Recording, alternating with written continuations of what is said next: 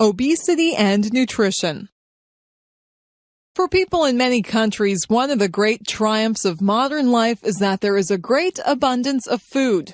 In those places, problems such as starvation and malnutrition are no longer prevalent, and people do not worry about going hungry. Despite the fact that there is plenty of food in modern countries, people still face many health problems that are related to their diet. One problem is that modern technology has made it possible to produce cheap and tasty food that is not very healthy. This leads to the problem that many people are obese or very overweight. One example of this is the fast food that is served by many restaurants. This food is often cooked by frying. Fried foods contain a high proportion of fat. Also, fast food meals are often very large. When people frequently eat large amounts of fried fast food, they will likely eat too much fat. This excess can lead to weight gain. Of course, many people enjoy the taste of fried fast food and like to eat it occasionally. However, eating this kind of food too often is bad for one's health. Another example of health problems caused by modern food products involve soft drinks and other sweetened beverages. These drinks, sometimes called pop, have a sweet taste that many people enjoy on occasion. However, these drinks contain large amounts of sugar. When people drink soft drinks very frequently, they consume a great deal of sugar. This excess sugar can lead to weight gain. The weight gain that can result from consuming too much fast food and too many soft drinks can have several harmful effects. For example, people who are very obese have an increased risk of heart disease and of diabetes. Of course, fast food and soft drinks are not the only causes of obesity. Other eating habits may be involved, and so are lack of exercise and genetic factors. To avoid the health problems that are associated with obesity, it is important that one does not eat too much food. However, this does not mean that one should try to eat as little as possible. People need an adequate amount of food in order to stay healthy. Also, it is important to avoid new fad diets that become popular from time to time because these are often unsafe. Some of the diets that are recommended in popular books do not contain adequate amounts of nutrients, such as vitamins and minerals. Instead, one should try to eat foods that are nutritious. For example, foods such as fruits, vegetables, grains, and lean meats have many vitamins and minerals that are needed for good health. People whose diets consists mainly of these foods will probably be much healthier on average than people whose diets contain too many foods that have high levels of fat or sugar. In addition, many of these nutritious foods are also very tasty and enjoyable to eat. Sexual harassment. When an employee is subjected to unwanted sexual advances or comments by a coworker or an employer, we say that the employee is experiencing sexual harassment. In some workplaces, sexual harassment is a serious problem. In its most blatant form, a boss may demand sexual favors from an employee and threaten to fire the employee if she fails to comply. Similarly, the employer might promise a promotion or raise in exchange for some sexual favor. Whenever an employer uses the prospect of reward or punishment as a way of obtaining sexual access to an employee, sexual harassment has occurred. This is not the only form of sexual harassment. Sometimes an employee may be subjected to demeaning comments by her employer or coworker. For example, a boss might make vulgar comments about the physical appearance of the employee. Another example is that a coworker might make remarks that speculate about the sexual behavior of the employee. In both of these cases, the employee is treated disrespectfully on the basis of her sex, so both cases would represent sexual harassment. Some forms of sexual harassment are more subtle. If a group of workers exchanges offensive jokes of a sexual nature in such a way that they can be easily overheard by other workers, then this is also a form of sexual harassment. Similarly, if workers post pornographic pictures in their workplace in such a way that they can be seen by other workers, then this also represents sexual harassment. In both cases, the workplace becomes an environment in which the employee is made to feel uncomfortable because of her sex. Sexual harassment usually involves a female employee who is being bothered by a male employer or coworker. In some cases, a woman might sexually harass a man, or one person might sexually harass another person of the same sex. However, these cases are not as common. Also, in some cases, the person who commits sexual harassment is not a boss or coworker, but a customer or a visitor to the workplace. Sexual harassment is a form of intimidation and abuse of power that causes much stress for many employees. In recent years, many steps have been taken to reduce the occurrence of sexual harassment. Educational campaigns have been designed to teach people that sexual harassment is wrong. Stronger penalties for sexual harassment have been introduced. Another way to reduce the prevalence of sexual harassment is to develop a culture of respect in the workplace. People need to be aware of how their jokes or comments might be perceived by others, and to imagine how they would feel if one of their relatives were subjected to sexual harassment. Employers and employees must recognize that sexual harassment is a serious concern and treat potential cases of sexual harassment very seriously. Each company should have clear policies about sexual harassment, and each should establish a fair and efficient process for dealing with complaints of this kind. In this way, the workplace can be a comfortable environment for all persons. Cultural differences, individualism, and collectivism. The many cultures of the world differ in a great variety of ways. One of the most interesting ways in which cultures vary is in the extent to which they are individualistic or collectivistic. An individualist society and a collectivist society are different in many ways. In an individualistic culture, each person tends to think of himself or herself in terms of his or her own characteristics and preferences, the things that make the person unique or different from others.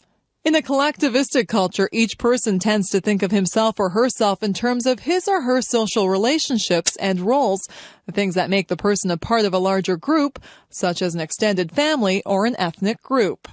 Another difference between individualist and collectivist cultures involves the tendency to help others. In an individualist society, people feel some obligation to help persons who share some group identity, such as their distant relatives or persons from the same town, but this obligation is not nearly as strong as in collectivist cultures. On the other hand, people in collectivist cultures tend to feel very little inclination to help other people who do not belong to their groups, whereas people in individualist cultures are more often willing to help others even if they do not belong to the same group. Another difference between individualist and collectivist cultures involves the relationship between people and the groups to which they belong. In an individualist culture, people usually join or leave groups when it is in their personal interest to do so. In a collectivist culture, people usually stay with one group for a long time. For example, people in individualist societies are more willing to quit their job and take a new job at another company. People in collectivist societies usually prefer to stay with one company throughout their career. Similarly, people in individualist countries usually get married for reasons of personal choice and are more likely to get divorced. However, people in collectivist societies usually get married according to the wishes of their relatives and are less likely to get divorced. Western countries, such as those of Western Europe and North America, are usually considered to be very individualist. However, not all individualist countries are similar in every way. For example, the individualism of the United States is viewed as more competitive than that of socialist countries such as Sweden. In contrast to Western countries, the countries of most parts of Asia and Africa are usually considered to be very collectivist. Collectivist countries also differ from each other in many ways. The idea of individualism versus collectivism is an interesting way to understand some of the differences between cultures. By learning about ideas like this, one can better appreciate the customs of other peoples. The Protestant Reformation. Until about 500 years ago, there was only one Christian church in Western and Central Europe. People from Portugal to Poland all belonged to the Roman Catholic Church. However, soon after the year 1500, people in many parts of Europe broke away from the Roman Catholic Church and began their own churches instead. This was known as the Protestant Reformation. The leader of the early Protestant movement was a German theologian named Martin Luther. Luther believed that many of the priests of the Roman Catholic Church had become too concerned about wealth and luxury. Also, he disapproved of some practices in the church. One such practice was that priests allowed people to pay money to the church in exchange for committing various sins. Luther believed that it was wrong to allow people to buy the freedom to commit acts that were against the teachings of the church. Luther began to criticize the Roman Catholic Church in public, and he refused to acknowledge the authority of the church. He said that instead he would follow the teachings of the Bible as he understood them. The officials of the church declared that Luther was a heretic. However, the local German rulers did not punish Luther. Many of them resented the power of the church and welcomed his ideas. Luther and other Protestant leaders disagreed with the church on several important issues. The Protestants believed that priests should be allowed to marry, whereas the Roman Catholic Church believed that priests should remain celibate. The Protestants believed that people should read the Bible for themselves, whereas the Roman Catholic Church believed that priests should interpret the Bible for the people. During the decades that followed Luther, the Protestant movement spread throughout much of Europe. Over time, many different Protestant churches were formed. During this period, many wars were fought between local rulers who favored Protestantism and other local rulers who supported the Roman Catholic Church. In the end, many parts of Europe became Protestant, such as Scandinavia, England, and parts of Germany, Holland, and Switzerland. However, the people and rulers of many other areas of Europe preferred to remain in the Roman Catholic Church. These areas included most of southern Europe as well as Poland and Ireland. The Roman Catholic Church changed a few of its practices in response to Protestant criticism, but kept its most important beliefs. In recent times, relations between the Roman Catholic Church and the various Protestant churches have become much more friendly. Some discussions have been held between Catholic and Protestant officials in order to resolve some of their disagreements. Modern engineering wonders. During the 20th century, there were great improvements in engineering technology. These new developments allowed the construction of many amazing tunnels, bridges, towers, and office buildings. For centuries, people had dreamed about the possibility of connecting the island of Great Britain to the mainland of Europe. However, it was only in 1994 that such a link was completed when a tunnel was dug under the English Channel between England and France. The Channel Tunnel, also known as the Channel, actually consists of 3 separate railway tunnels. These tunnels are about 50 kilometers long. They are located about 150 meters below the bottom of the sea. Obviously, this was an extremely challenging project to undertake. As a result of the tunnel, it is now possible to travel between London and Paris by train. And the trip takes only 3 hours, of which only 20 minutes are spent inside the tunnel. A suspension bridge is a bridge that is supported by strong wires that hang from tall towers. The world's longest suspension bridge is the Akashi Kaiko Bridge near the city of Kobe, Japan. This bridge is nearly 4 kilometers long, and the 2 towers near the middle of the bridge are about 2 kilometers apart. It took almost 20 years to design this bridge and 10 years to build it. This bridge was designed to withstand extremely strong winds because Japan often experiences windstorms called typhoons.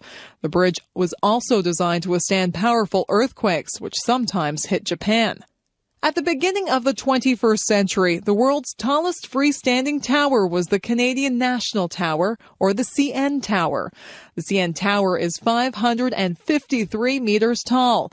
It is located in the city of Toronto, within the Canadian province of Ontario.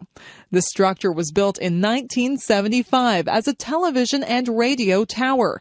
Before the CN Tower was built, TV and radio reception in the Toronto area was poor. This was because the TV and radio signals were blocked by the buildings of downtown Toronto. When the CN Tower was built, this problem was solved. Of course, the CN Tower is also a famous tourist attraction. People can ride in the very fast elevators that take them to observation areas, which are at about 350 and 450 meters above the ground. Although the CN Tower is the world's tallest tower, it is not an office building. The tallest buildings in the world are the Petronas Towers in the city of Kuala Lumpur, Malaysia, and the Sears Tower in the American city of Chicago. The Sears Tower, which is 442 meters tall, was completed in 1974. It has 110 floors, and its top floor is the highest office floor in the world. However, the Petronas Towers reach slightly higher, to a height of 452 meters. The Petronas Towers were completed in 1998. Obviously, the late 20th century witnessed some amazing achievements of engineering. It will be very interesting to see what new wonders will be constructed in the 21st century. Anne Sullivan and Helen Keller. The story of Anne Sullivan and Helen Keller is the story of a dedicated teacher and an eager student. The story is very remarkable and inspiring because the teaching was done without sight and without sound. Helen Keller was born in the American state of Alabama in 1880. She was a happy and healthy baby, but before she reached the age of 2, she was struck by a severe fever. As a result of this fever, she became both deaf and blind. After her illness, the young Helen Keller learned to use her other senses. For example, she touched other people's hands to figure out what they were doing. In this way, she also learned that people could communicate by moving their lips. Helen could not talk. Instead, she communicated with her family by making sign movements with her hands and body. However, Helen became very frustrated by her inability to see, hear, and talk. She often became very angry and had many temper tantrums. When Helen Keller was 6 years old, her family took her to see Dr. Alexander Graham Bell, who was an expert on educating deaf children. This man was also famous for inventing the telephone. As a result of this visit, Helen's parents hired a tutor for their daughter. The tutor was a very intelligent deaf woman named Anne Sullivan. At first, it was difficult to teach Helen because she still made many angry outbursts. Gradually, Anne Sullivan gained Helen's trust. One day, Anne began to teach Helen to communicate. Anne took Helen to a well and pumped some water onto Helen's hand. Then Anne used her finger to write the letters W-A-T-E-R onto Helen's hand. By repeating this, Anne was able to teach Helen how to write the word water. As soon as Helen learned that things could be named in this way, she wanted to learn the names of many other objects and actions. She was curious about many things and learned a great number of words. She also learned to read by using the Braille alphabet. This alphabet allows the reader to feel letters and words which are represented by bumps on a page.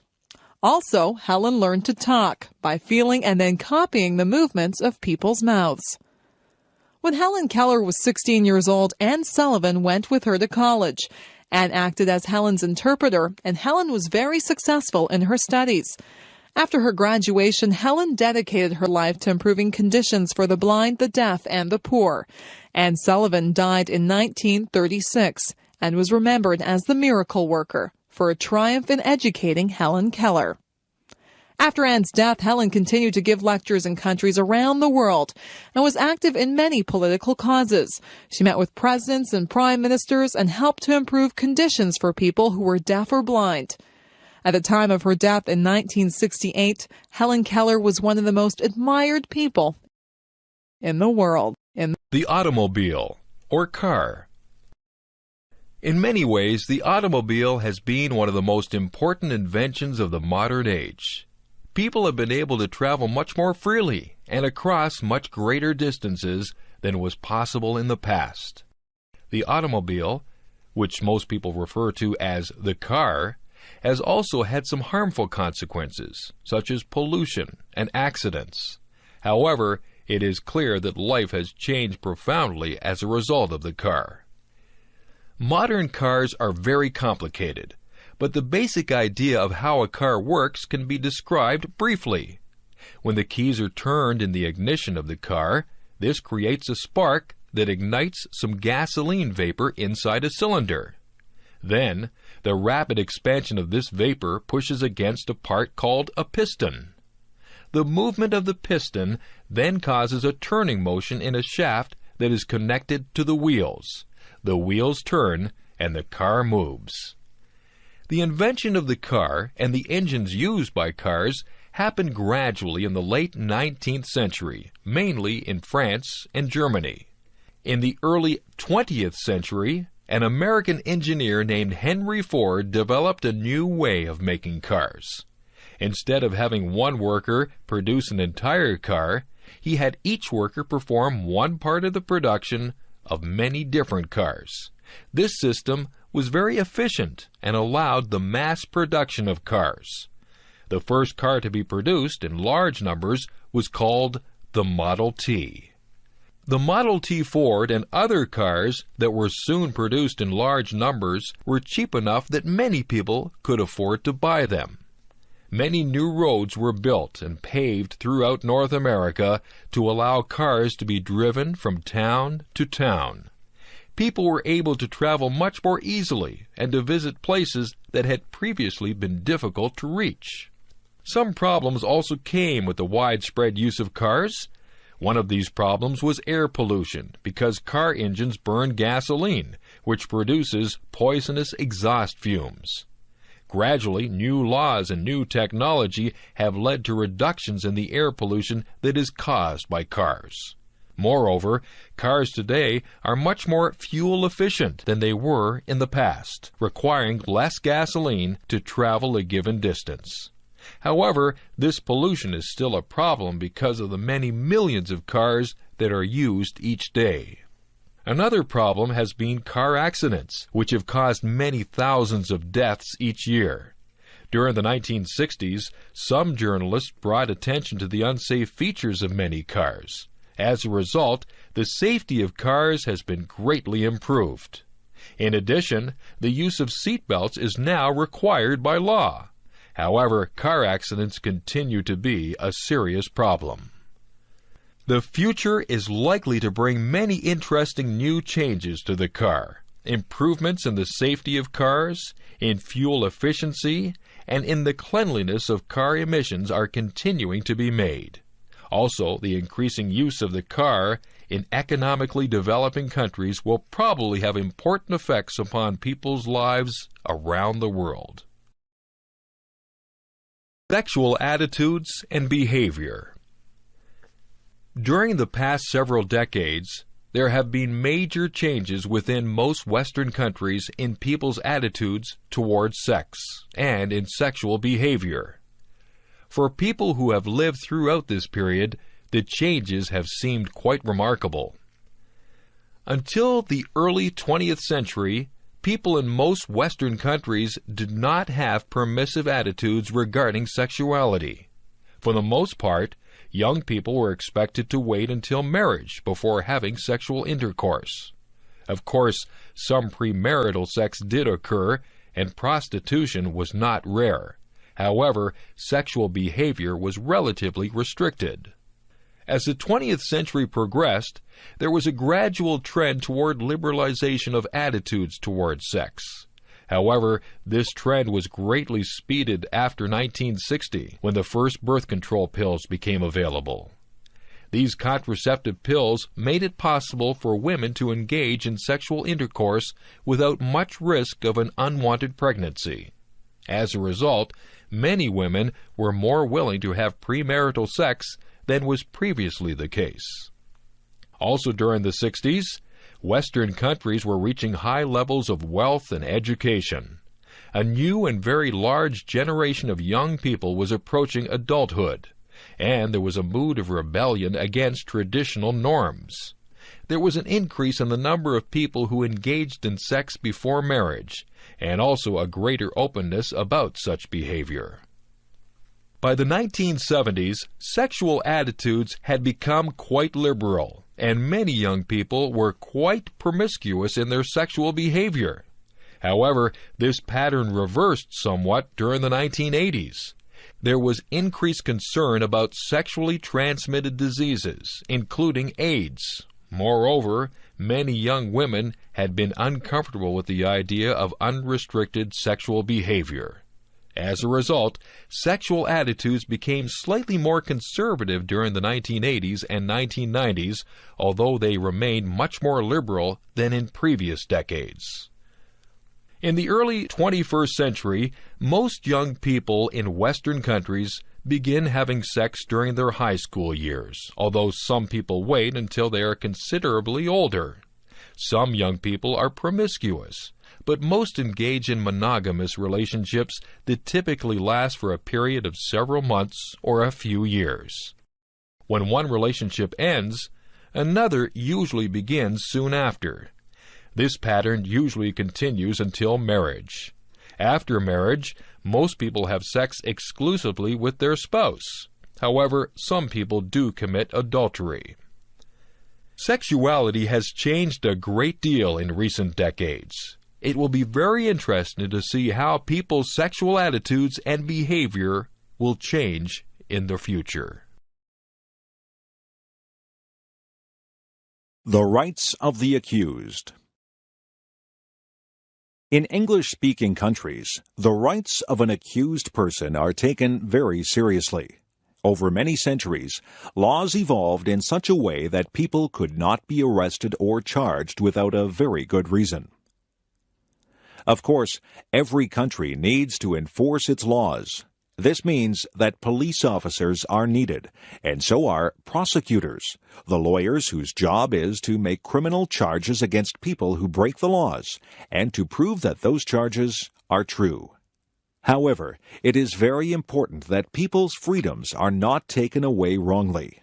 People should not be punished unfairly, and people who are accused of crimes must have the opportunity to defend themselves. In some parts of the world, people can be arrested and imprisoned for long periods of time without any criminal charges being made against them. One of the most important principles of justice in English-speaking countries is that a person cannot be held by the police unless that person is charged with a crime. This principle is known by the Latin term habeas corpus. According to the idea of habeas corpus, the police are not allowed to detain a person for more than a certain period of time, usually 24 hours, unless some charge is made against the person. A judge will order the release of a person who is not charged with a crime. Another important feature of justice systems in most English-speaking countries is that accused individuals have the right to be represented by a lawyer. Most accused people want to hire an expert lawyer. However, even if a person cannot afford to hire a lawyer, the criminal court must provide a lawyer who will represent that person. The lawyer for an accused person is required to defend that person as thoroughly as possible.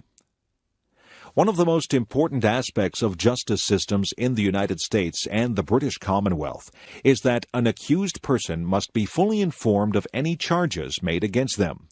Also, any evidence that will be used to show the accused person's guilt must be shared with the accused person and with that person's lawyer. In this way, accused persons can challenge the truth of any evidence that will be used against them. Similarly, any person who acts as a witness against an accused person can be cross-examined by the accused person's lawyer.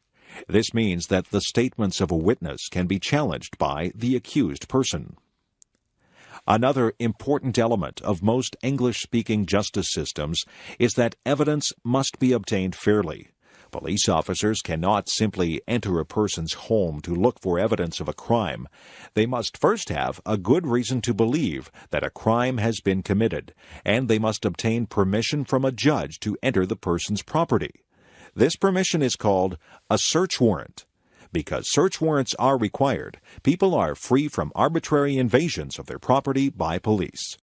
Finally, another important aspect of most English-speaking justice systems is that trials must be held in public, where other citizens can watch the trial.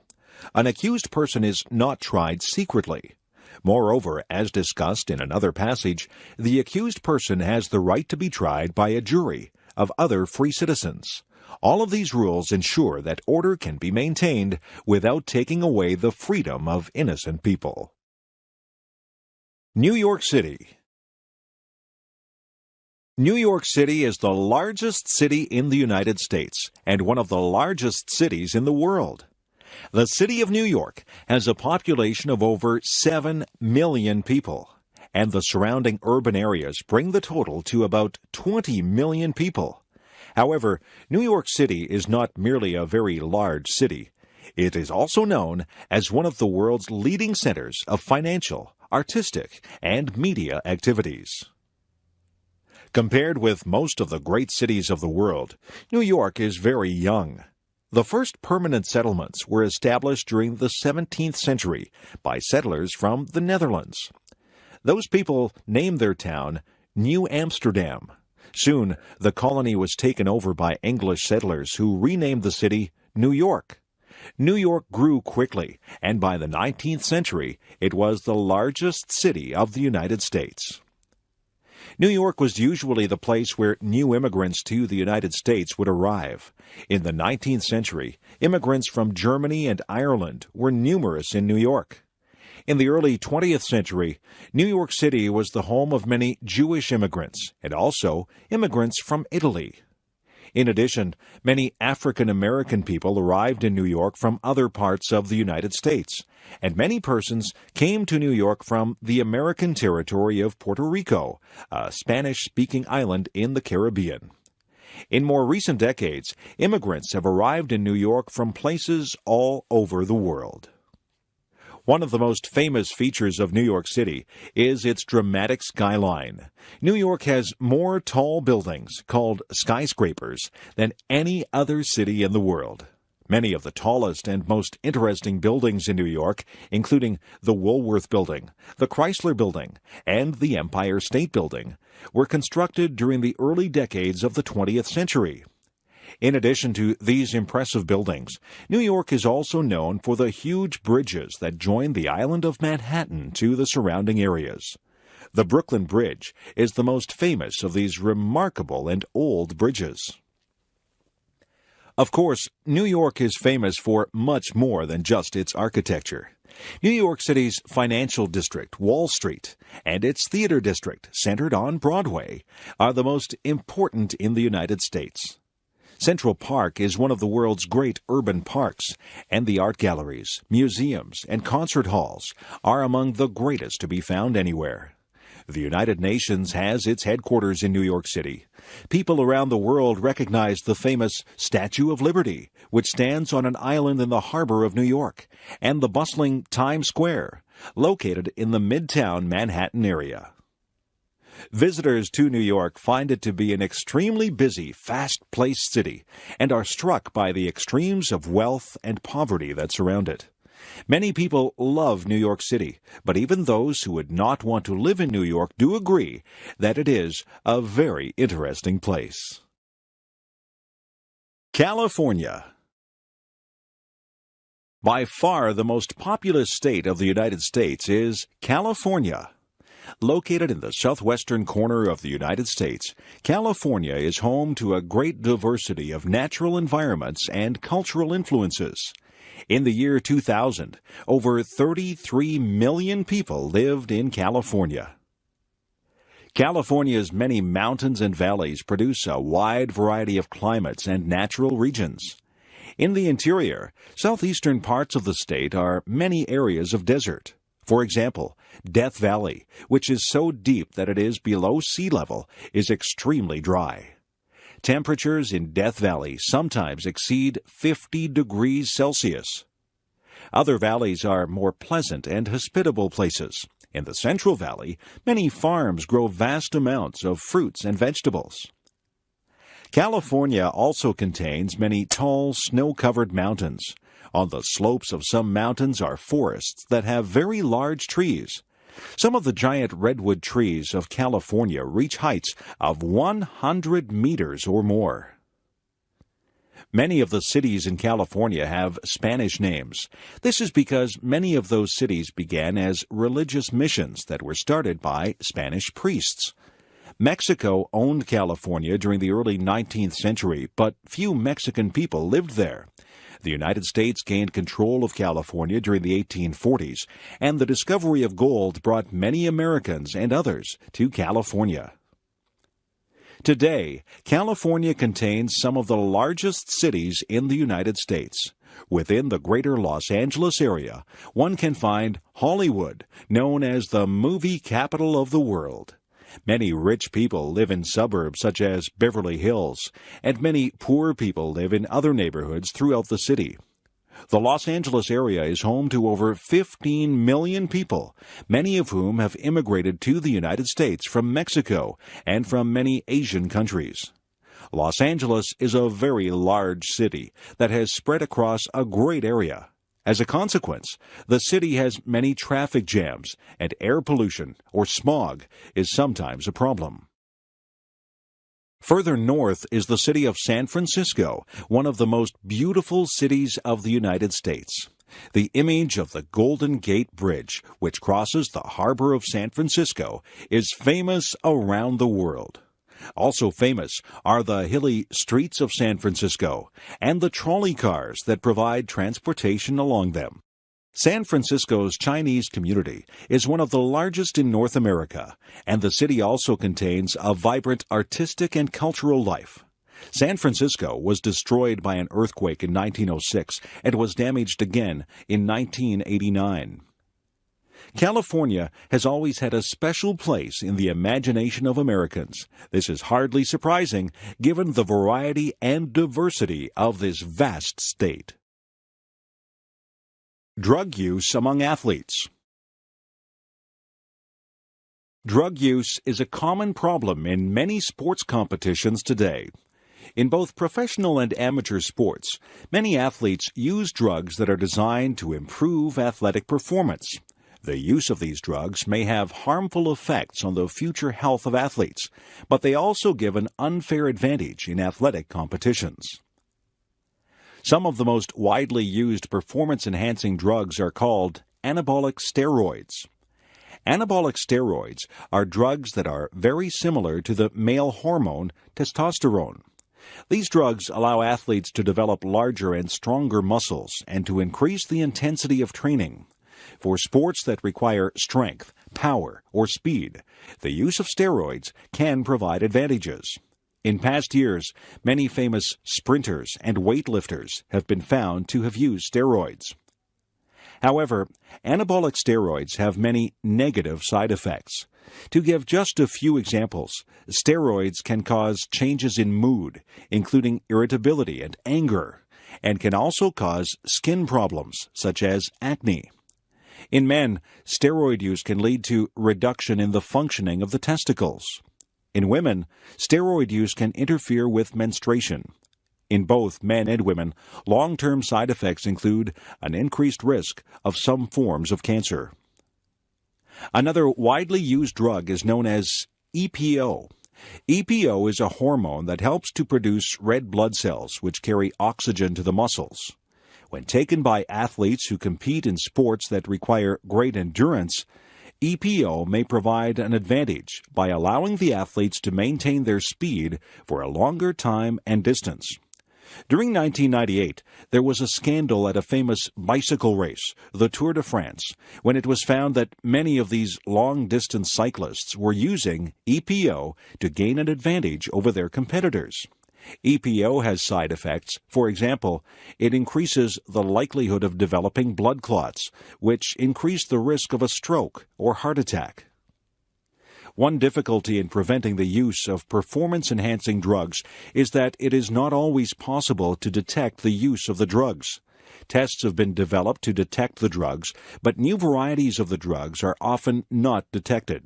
Also, athletes who stop using the drugs well before a drug test may avoid being detected. Preventing the use of performance-enhancing drugs in athletes is difficult, but it is important.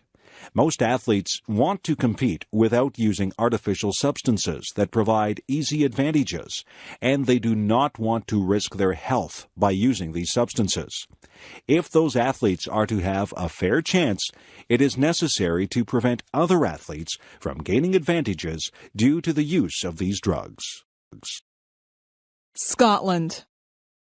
Scotland is the country that is located on the northern part of the island of Great Britain.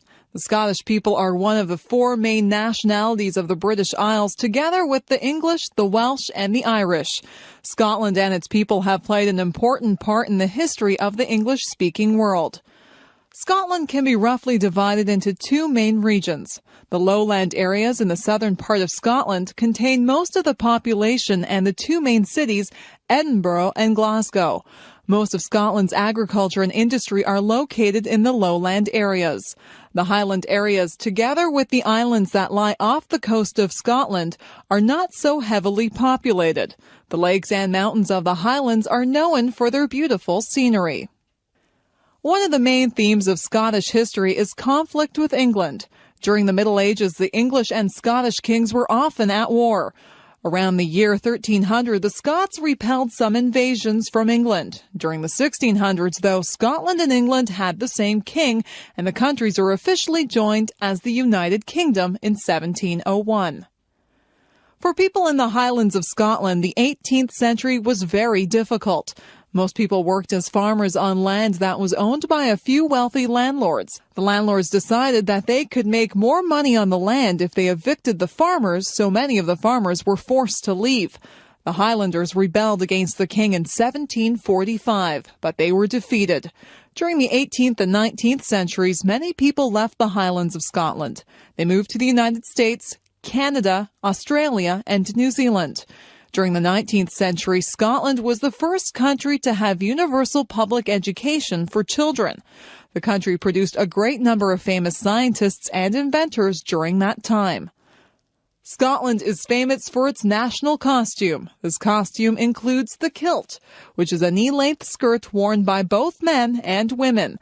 The kilt is made from a fabric that contains stripes of different colors and widths, which cross over each other to produce a pattern that is called a tartan. In the Scottish Highlands, groups of related families called clans have their own unique tartan. Another famous part of Scottish heritage is the musical instrument known as the bagpipes. The bagpipes have a distinctive sound that is easily recognized.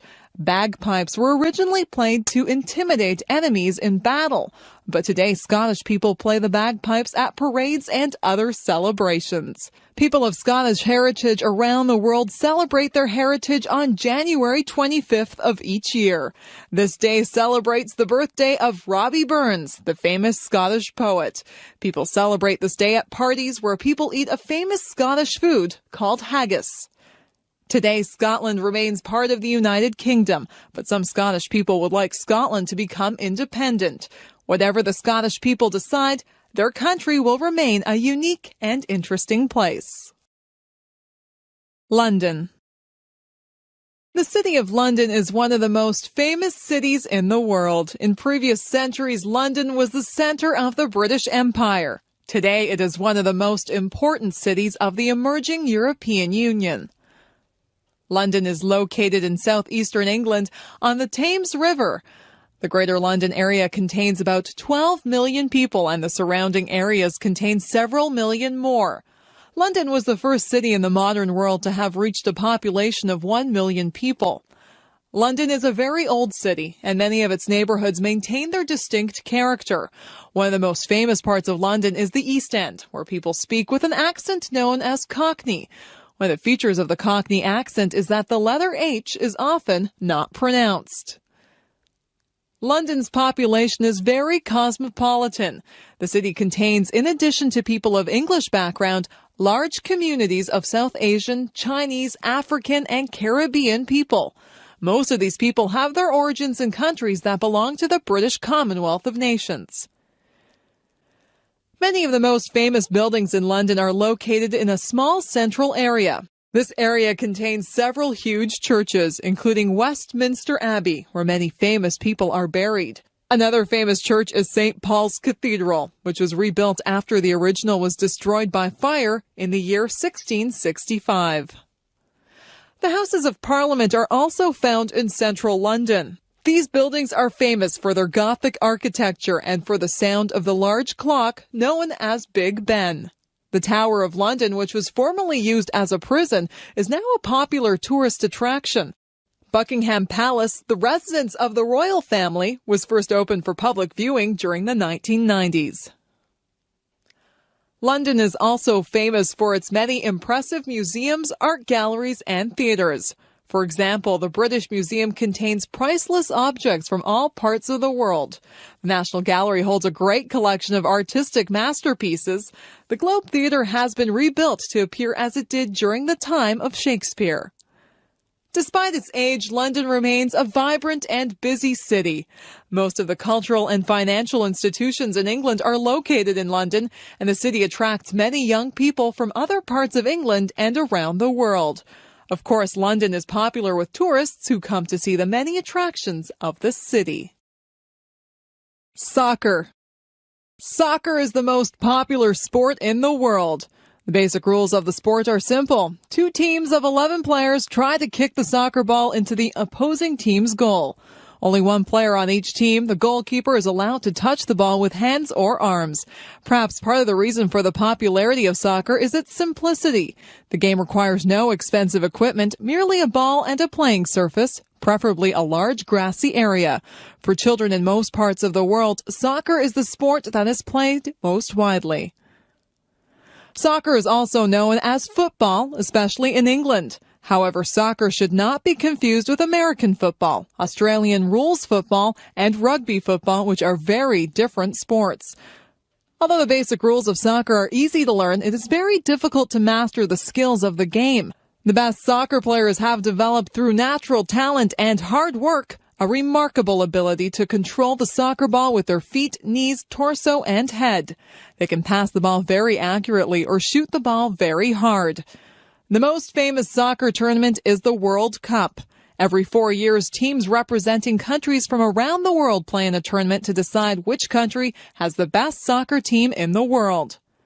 Because soccer is such a popular sport, it is not possible for every country in the world to be represented at the World Cup tournament.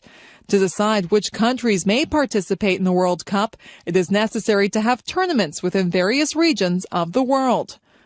The countries that perform well within their parts of the world can then proceed to the World Cup.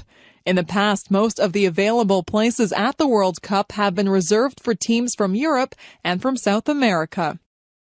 The reason for this is that soccer has been extremely popular in these continents, which have produced the winning teams in previous World Cup tournaments. Recently, however, several African and Asian countries have played quite well at the World Cup, so there are now additional places provided for teams from Africa and Asia. Someday, teams from these areas will win the World Cup. However, there will no doubt be strong competition from countries that have traditionally had very strong teams, such as Argentina, England, Brazil, France, Germany, Italy, and the Netherlands. In many parts of the world, soccer has been an increasingly popular sport for women. There are now many soccer leagues and tournaments available for women athletes, and it seems likely that the number of women who play soccer will someday equal the number of men who play soccer. Among children in many parts of the world, soccer is equally popular for boys and girls. Extinctions. Ever since human beings appeared on the earth, we have had a serious impact on other living things. One of the most serious results of the human presence has been the extinction of other species.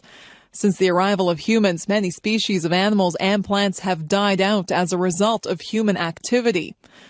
The extinction of species is a serious problem. When certain species are eliminated, this may disrupt the balance of nature, leading to overpopulation of some species and extinction of others. These changes may have an impact on humans. Also, some of the species that become extinct might have had benefits for human beings. For example, scientists believe that some of the plants growing in rainforest areas might be valuable for treating human diseases. If these plants become extinct as a result of human activity, then these treatments will never be found. The earliest extinctions caused by humans occurred very long ago. Modern humans emerged in Africa over 100,000 years ago, and some of those people migrated to other parts of the world. When they reached new areas, they found that it was very easy to hunt the large animals, which had not previously been hunted by humans. As these prehistoric people moved into Europe, Australia, and the Americas, they killed large numbers of large animals. Within a few hundred years, many species of animals had become extinct. For example, prehistoric people reached New Zealand less than 1,000 years ago, but they soon hunted a huge bird called the giant moa to extinction. With the beginnings of modern technology several hundred years ago, many other species were driven to extinction. Hunters armed with guns were able to kill vast numbers of animals. In North America, this led to the extinction of bird species such as the passenger pigeon, which had previously been very numerous. Other species were nearly wiped out, such as the large prairie mammals called bison. There were once millions of these animals, but now only a few thousand remain. Today, many more species of animals and plants are going extinct. Sometimes this happens because of human expansion into areas that are the habitat of certain species. When people clear a forest, some species may be lost. In the near future, many other extinctions are possible or likely. In some cases, the problem is due to human greed. For example, some people buy ivory that is taken from the bodies of animals such as elephants or rhinoceros. Hunters sometimes kill these animals simply to take their ivory, and the result is a tragic decline in populations. Another example involves bears in North America. Some people buy the sexual organs of these animals for use as aphrodisiacs or sexual stimulants. The result is that hunters kill bears simply to obtain these organs, and this leads to a reduction in the number of bears. Fortunately, many countries have laws to prevent the hunting of species that are facing extinction, known as endangered species. However, some hunting of these endangered animals continues. Only by refusing to buy the products that are made from endangered species can we prevent this terrible crime. Australia, nature. Australia is the only country in the world that is also a continent. Located in the southern hemisphere between the Pacific and Indian Oceans, Australia is one of the largest countries in the world. Despite its vast size, Australia does not have a large population. In the year 2000, there were about 19 million people in Australia. Most Australians live within a short distance of the ocean because much of the interior of Australia is extremely dry. The remote areas of Australia, known as the outback, contain several sandy, rocky deserts. Some parts of the outback receive somewhat more rainfall and can support some grassy vegetation. In these areas, there are many ranches or farms where sheep and cattle are raised. Although the outback of Australia is a harsh place, some parts of it are quite beautiful. In the middle of the Australian continent, a large red rock known as Uluru stands in the desert. It is nearly 350 meters tall and is nearly 10 kilometers around. Tourists come from all over the world to see this huge and beautiful rock in the middle of a flat desert. In contrast to the dry interior areas, the northern coast of Australia receives a great deal of rainfall. This area is covered in thick, lush vegetation, with tropical rainforests whose exotic trees and flowers are found nowhere else in the world. Off the northeast coast of the continent, a large coral reef known as the Great Barrier Reef is found. A coral reef is a structure that consists of the bodies of small underwater animals called coral, whose dead bodies create this unusual structure beneath the surface of the water. The reef and the underwater life surrounding it are especially beautiful. Australia was separated from the rest of the world for millions of years. As a result, many of the plant and animal species in Australia are very different from those in other parts of the world. For example, many of the animals in Australia belong to a special category called the marsupials.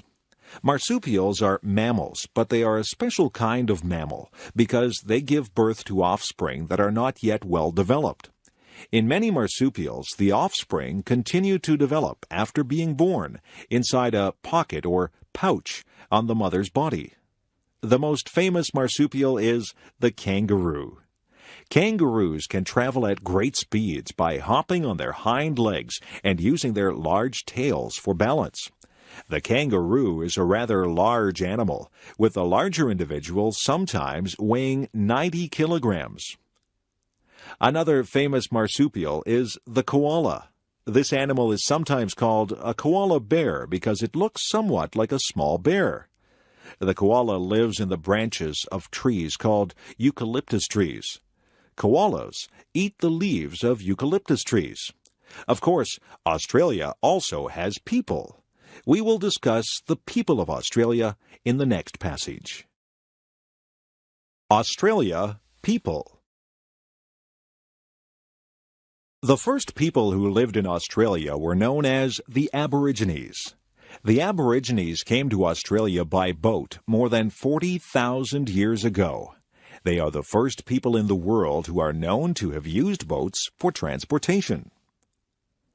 Even though many parts of Australia were very inhospitable places, the Aborigines survived. They lived by hunting and gathering throughout the continent, even in the desert areas where survival is almost impossible.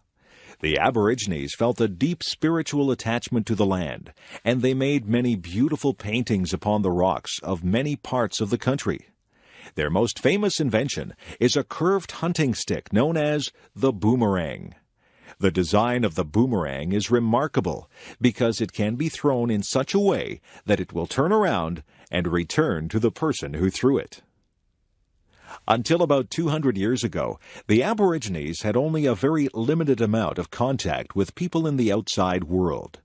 The next people to migrate to Australia were from the British Isles. Beginning in the late 18th century, Australia was used as a prison colony, where common criminals and political prisoners were sent from Britain. By the middle of the 19th century, many British people moved to Australia voluntarily to begin farms or to search for gold.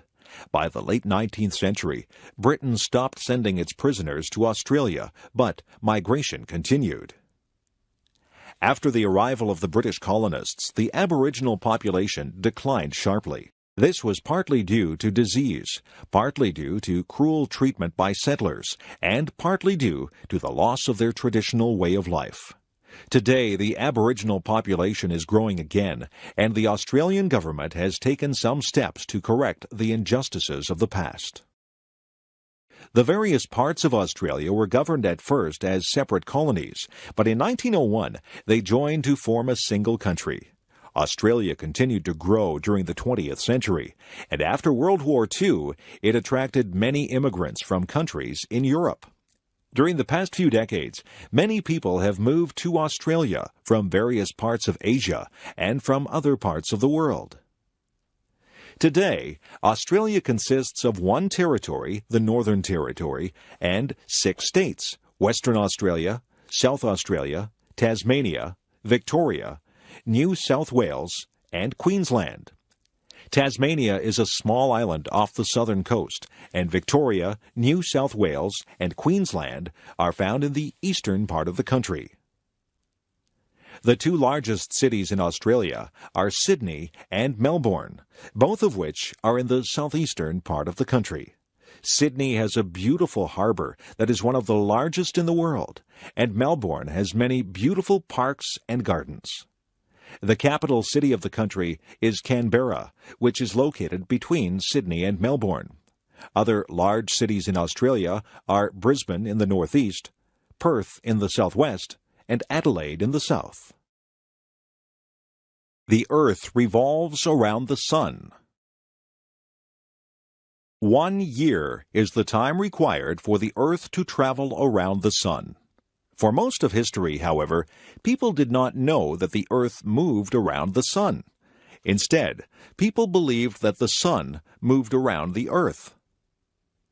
The old idea that the Sun moved around the Earth is known as the geocentric theory. This idea was first made famous by an ancient Greek scientist, Ptolemy, who lived in Egypt nearly 2,000 years ago. Some other Greek philosophers had suggested instead that the Earth might travel around the Sun. However, this idea, which is known as the heliocentric theory, was not widely accepted. For centuries, people in Europe did not seriously question Ptolemy's geocentric theory. During the early 15th century, however, a Polish astronomer named Nicholas Copernicus began to think that the heliocentric idea was right and that the geocentric idea was wrong. Shortly before his death, Copernicus wrote a book that described the mathematical details of his theory that the Earth revolved or traveled around the Sun. Later, astronomers came to agree with Copernicus's view. One of the most famous of these was Galileo, an Italian scientist. Galileo is famous for demonstrating that light and heavy objects fall at exactly the same speed, unless an object is so light that it is slowed by the air. Galileo was also the first astronomer to use a powerful telescope to observe the sky. He discovered many unknown features of the moon, the sun, and the planets. When Galileo announced that he believed in Copernicus's theory that the earth revolved around the sun, some officials of the Roman Catholic Church were angry. They argued that this theory was against the beliefs of the Church. Some church officials disagreed with this view, but the authorities decided that Galileo should be punished by house arrest. In other words, Galileo was not allowed to leave his house. Also, Galileo was forced to make a public statement that renounced his belief in the heliocentric theory. At about the same time that Galileo supported the heliocentric idea, another astronomer did some important work that supported Copernicus's view. This astronomer was Johannes Kepler, who lived in Germany. Kepler used the observations of previous scientists to figure out the motion of the planets around the sun. He realized that the planets did not travel in circular paths, but instead in paths that were elliptical or oval in shape. Kepler's discoveries showed mathematically how the planets would revolve around the sun. Today, everyone knows that the Earth moves around the sun, but for a long time it seemed more reasonable to believe that the sun moved around the Earth. We can thank the great scientists of the past who discovered the surprising truth. George Washington Carver. George Washington Carver is possibly the most famous agricultural scientist of all time. He invented hundreds of products that could be made from crops such as peanuts and sweet potatoes, and he changed the methods of farming in the southern United States. The story of George Washington Carver's life is interesting and inspiring, as it shows how some people can achieve success despite adversity. George Washington Carver was born in a small town in the American state of Missouri in 1864 or 1865. He was named after the first president of the United States. George's parents were slaves. His father was killed in an accident, and his mother was kidnapped and later died. George and his brother were raised by a married couple, the Carvers, who had owned George's mother. George was often sick during his childhood, but he showed an intense interest in nature. The Carvers taught George to read and write, and he became known locally as an expert on plants. Later, the Carvers sent George to a school for African American children in a nearby town. After his graduation, George Washington Carver continued his education in the state of Iowa. While a student in Iowa, Carver had very little money and had to work at many jobs to afford the costs of his education. However, his knowledge of plants was very impressive, and after receiving his master's degree, he became a teacher at the college he had attended as a student. Soon, however, Carver moved south to the state of Alabama, where he worked as a teacher and researcher at a college for African American students. It was here that Carver stayed for the rest of his life, and it was here that he performed his important agricultural research. One problem for farmers in the southern United States was that the most widespread crops, cotton and tobacco, tended to remove nutrients from the soil. Carver realized that this problem could be solved to some extent by rotating the cotton and tobacco crops with other kinds of crops, such as peanuts and sweet potatoes, which could help to preserve the nutrients in the soil. Carver's discoveries made the peanut, the sweet potato, and the soybean very useful to southern farmers. He invented the food product known as peanut butter, plus hundreds of other products. For example, Carver found ways to produce plastics, ink, cooking oil, paints, and cosmetics from peanuts and other crops. Carver also developed a new variety of cotton. Carver received many awards for his scientific research, but he was never interested in fame or fortune. When Carver died in 1943, the American government made his birthplace a national monument. Today, Carver is still known as a great agricultural scientist. The origins of Canada and the United States. Most people are aware that Canada and the United States are two very large countries in North America.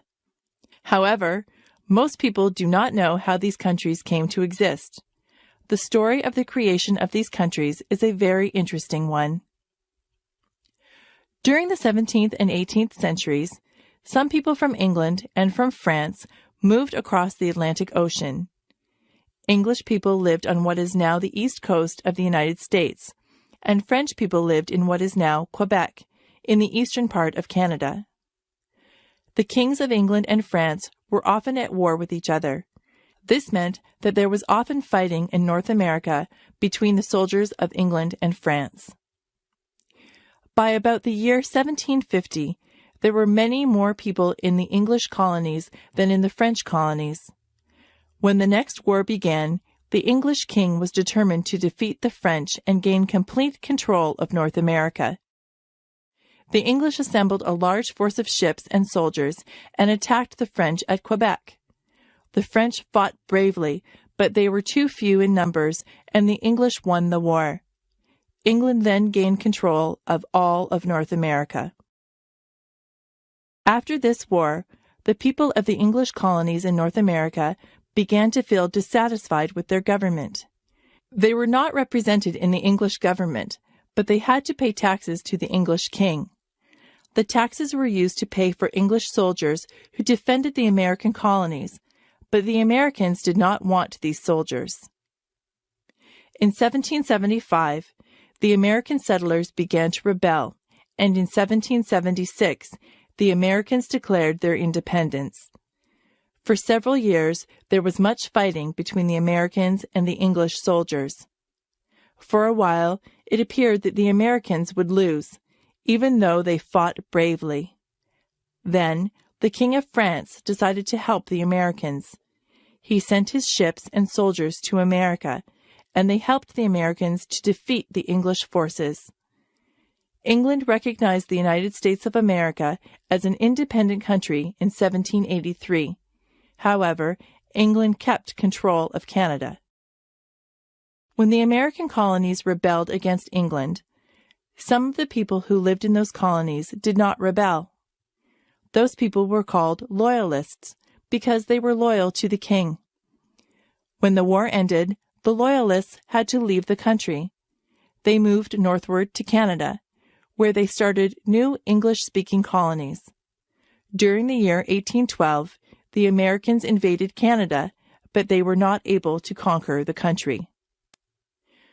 During the 19th century, the people of Quebec continued to speak French and to maintain their French culture. Meanwhile, many more people moved to the English-speaking areas of Canada. In the year 1867, Quebec and the English-speaking colonies agreed to form a single country, Canada. By this time, there were two very large countries in the northern part of North America. Hawaii. Of the 50 states in the United States, 49 are located on the mainland of North America. The other state is Hawaii, which consists of several islands in the middle of the Pacific Ocean. Hawaii is known as an especially beautiful and interesting place. The Hawaiian Islands were formed by volcanic eruptions that pushed molten rock called lava above the surface of the ocean.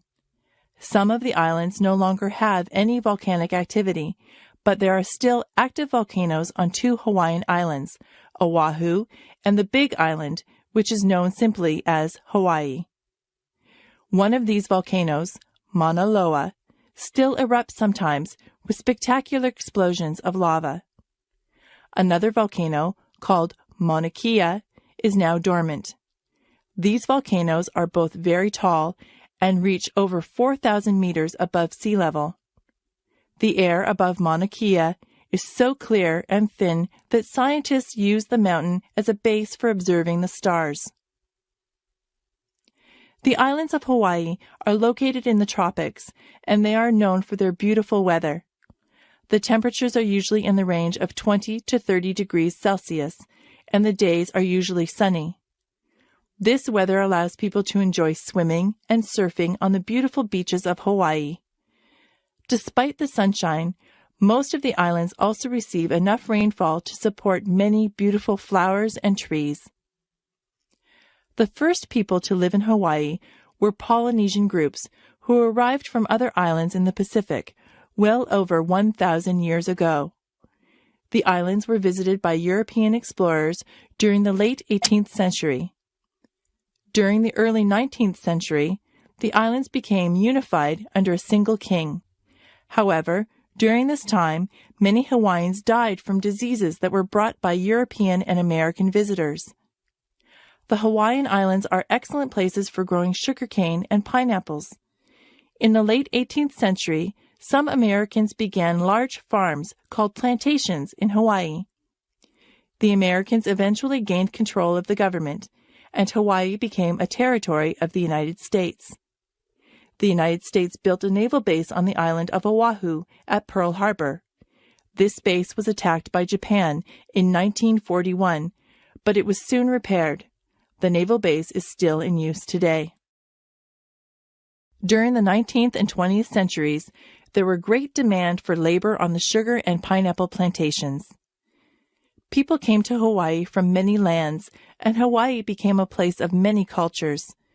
The native Hawaiians mixed with people from places such as Japan, China, Korea, the Philippines, Portugal, and Puerto Rico, as well as the mainland United States. Today, many Hawaiians can claim a diverse heritage.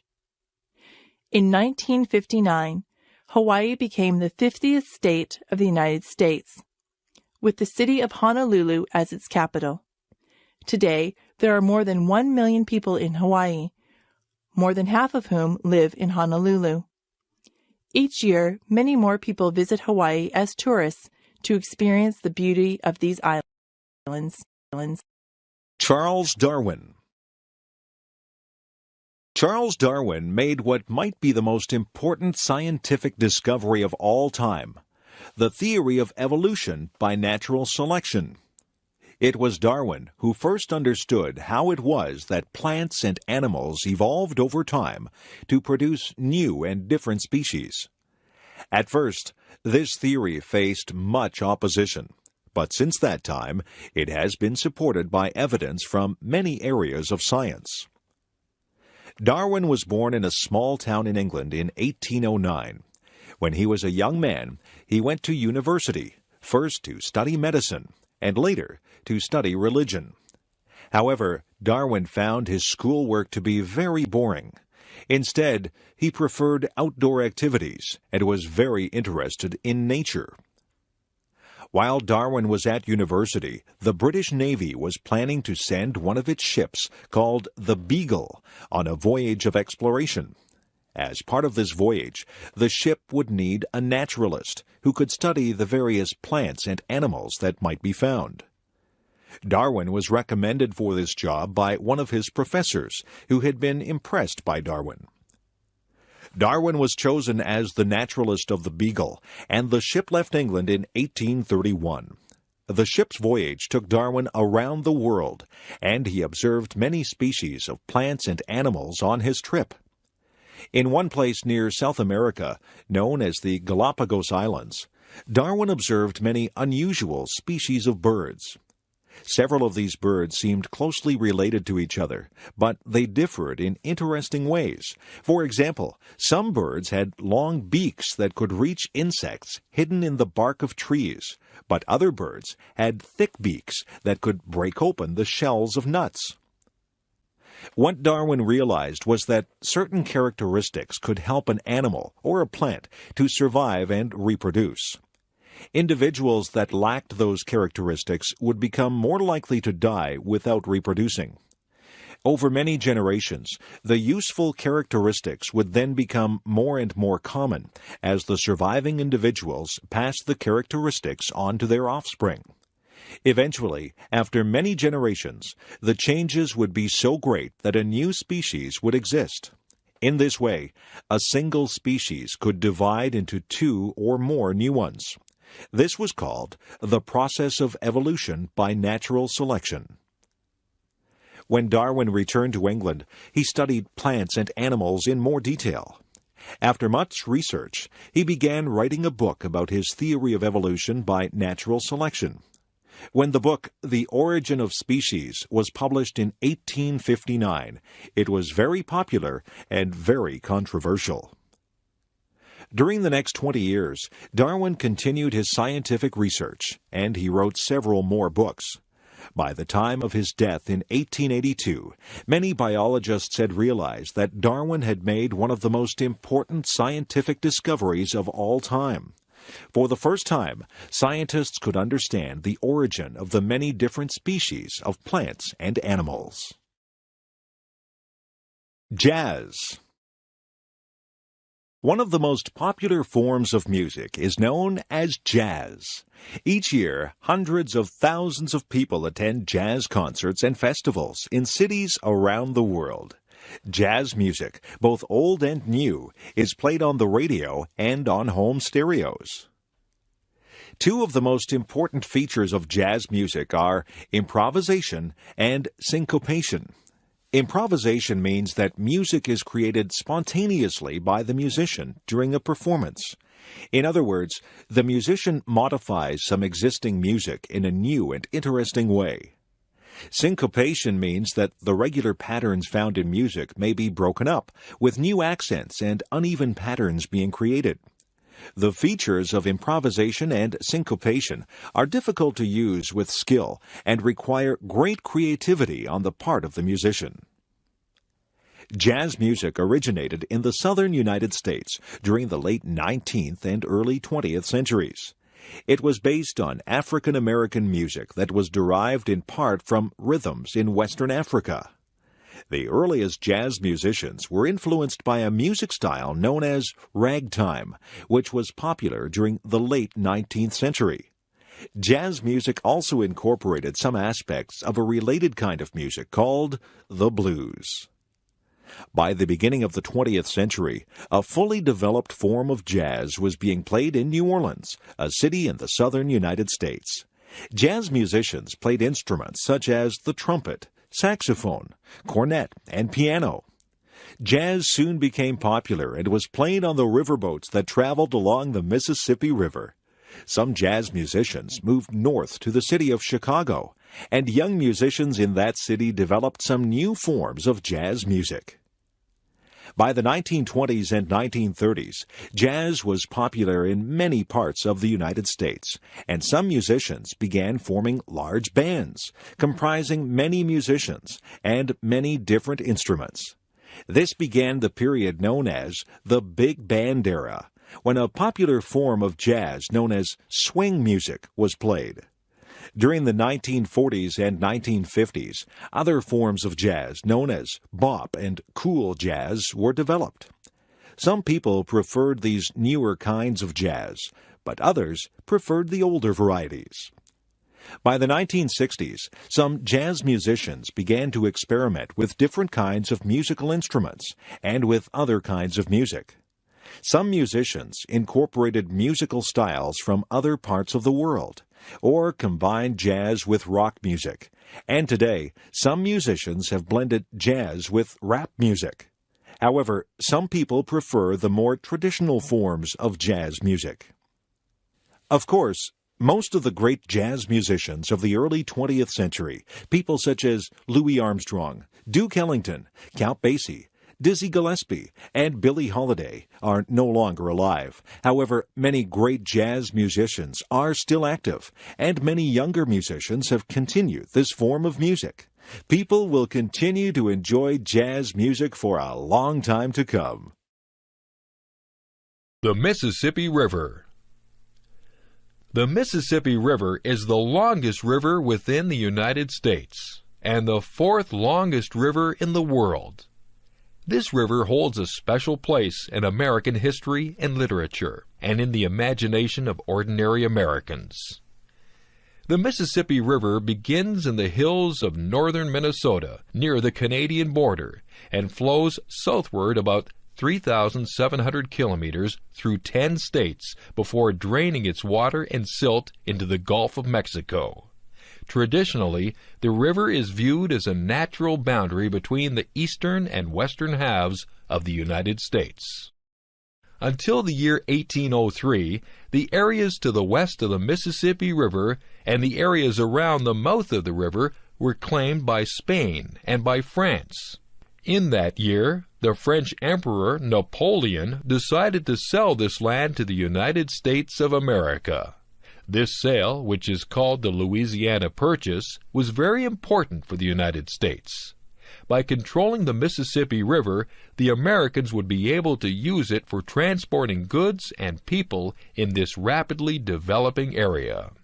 For many years, riverboats were the main method of long-distance transportation for people living near the Mississippi. Steam-powered boats with large paddle wheels that pushed the boat forward were very popular in the time before cars and airplanes. One of the famous cities along the Mississippi River is St. Louis. This city is known as the Gateway to the West.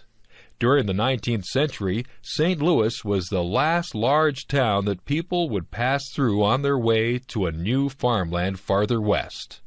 Today, St. Louis is famous for the Gateway Arch, a tall monument that welcomes people to the west. St. Louis is also known as the city where the music known as the blues began. Near the mouth of the Mississippi River is another famous city, New Orleans. In terms of the styles of buildings, New Orleans is said to be the most unusual American city because it is influenced so strongly by Spanish and French traditions. Even today, the traditional festival of Mardi Gras is celebrated in New Orleans each year. New Orleans and the surrounding areas of the state of Louisiana are famous for spicy Cajun food.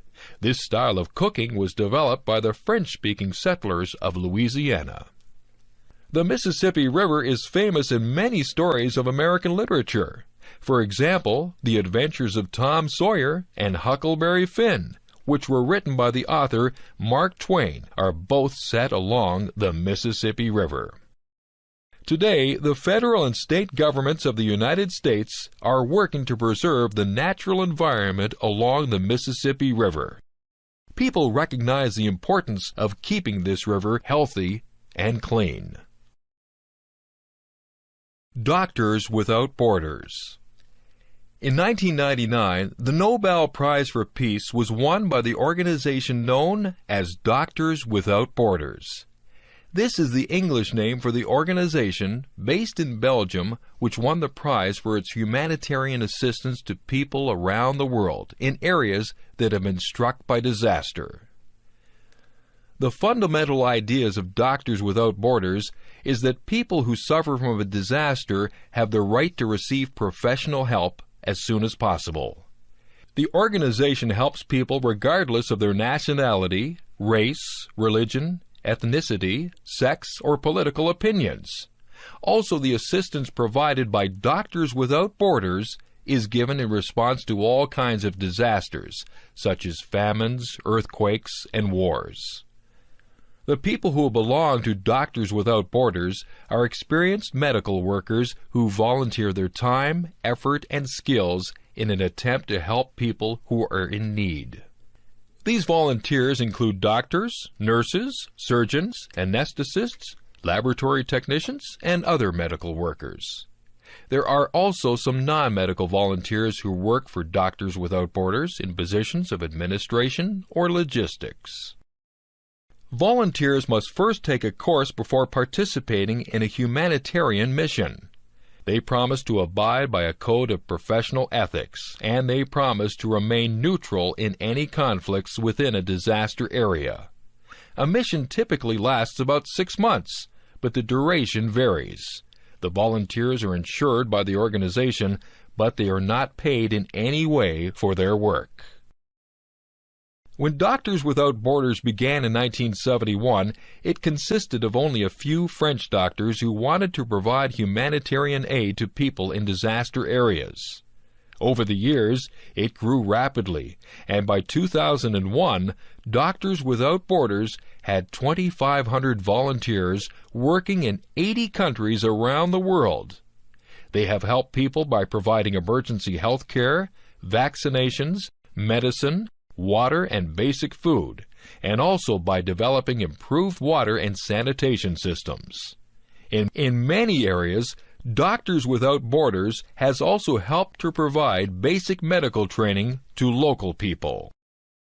Although Doctors Without Borders remains neutral in any conflicts within a disaster area, the organization does speak out against abuses of human rights. By remaining independent of the influence of governments and corporations, Doctors Without Borders is able to criticize the people and organizations who cause suffering. The volunteers are witnesses who tell the world about the cruelty that is inflicted upon innocent people. Obviously, the work of Doctors Without Borders is extremely important. The volunteers of this organization are brave and selfless people whose efforts have relieved the suffering of millions of people. Chicago. Chicago is one of the most famous American cities. Some cities in the United States, such as New York, Los Angeles, and San Francisco, may be more glamorous, but many people agree that Chicago is the city that best represents the United States. Located in the middle of North America, Chicago has derived much benefit from its geography. The city's central location has made its O'Hare International Airport the hub for most airlines in the United States. Its location on the shores of Lake Michigan has made it a major port and business center, where the agricultural and industrial products of the American Midwest are shipped overseas. Until about the 1830s, Chicago was a minor trading post, but then it grew rapidly as the most important town in the rapidly developing areas of the Midwestern United States. In 1871, the city was destroyed by a fire. It is often said that the fire started when a cow knocked over an oil lamp. It took about 20 years for the city to be completely rebuilt, but it continued to expand. In 1882, the first skyscraper was built in Chicago. Around the turn of the century, the population of Chicago was growing quickly. Many African American people moved to Chicago from the southern United States, and many immigrants from Eastern Europe also arrived in Chicago during this time. Because of the busy and active atmosphere of the city, an American poet described Chicago as the city of broad shoulders. Chicago became notorious for organized crime during the Prohibition era of the 1920s, when the sale of alcohol was illegal. Mobsters such as Al Capone became rich by smuggling liquor, and many people were killed in conflicts between rival gangs of criminals. But the influence of organized crime later became weaker. In the decades following World War II, Chicago experienced some problems with crime, poverty, and racial conflict.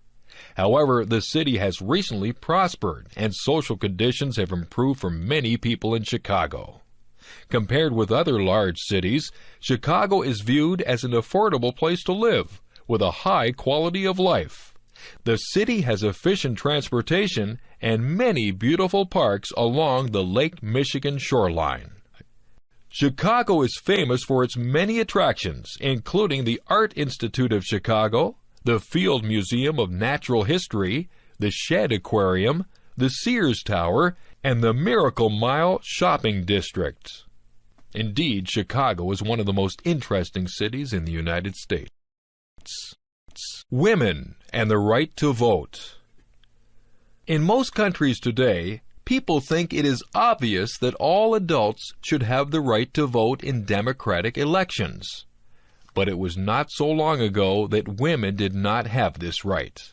Only after a long struggle did women gain the right to vote. By the early 19th century, modern democratic forms of government were appearing in the United States, Great Britain, and some European countries. In these countries, most adult men had the right to vote in democratic elections. Some men were denied this right if they were poor or if they belonged to a racial minority group, but gradually this right was extended to all men. It took much longer for women to gain the right to vote. Only in special cases, such as that of a widow who owned land, could a woman be allowed to vote. Many men believed that it was not necessary for women to vote, because they assumed that the husband should decide on behalf of his wife. Some men believed that women did not possess the intelligence or the discipline to vote carefully. Some women also believed that women should not be involved in politics, but many others wanted the right to vote. By about the year 1850, some women began to organize in an effort to change the laws regarding women and the vote. This movement was known as the woman suffrage movement, because the word suffrage means voting. Leaders such as Susan B. Anthony and Elizabeth Cady Stanton brought attention to this issue and persuaded many people that women should vote. The first part of the United States to recognize women's right to vote was Wyoming in the year 1869. During the following decades, many other states recognized women's right to vote, particularly in the western part of the country where women had a high social status. However, the United States was not the first country to recognize women's right to vote at the national level. The first country to recognize women's right to vote was New Zealand in 1893. Soon after, Australia also allowed women to vote, and so did the Scandinavian countries of Northern Europe. But in countries such as the United States, Canada, and Great Britain, women could not yet vote. Women in those countries struggled to gain the vote. For example, in Great Britain, Emmeline Pankhurst and her daughters participated in hunger strikes. During World War I, 1914 to 1918, women's work efforts were very important to winning the war, and people's attitudes were increasingly in favor of women having the right to vote. Women then gained the right to vote in Canada, the United States, and Great Britain. Gradually, other democracies around the world also recognize women's right to vote. Today, it seems difficult to believe that women were not allowed to vote only a few generations ago. But there is still progress to be made. In most countries, women are underrepresented among political leaders. Perhaps the day will soon come when women are elected as often as men.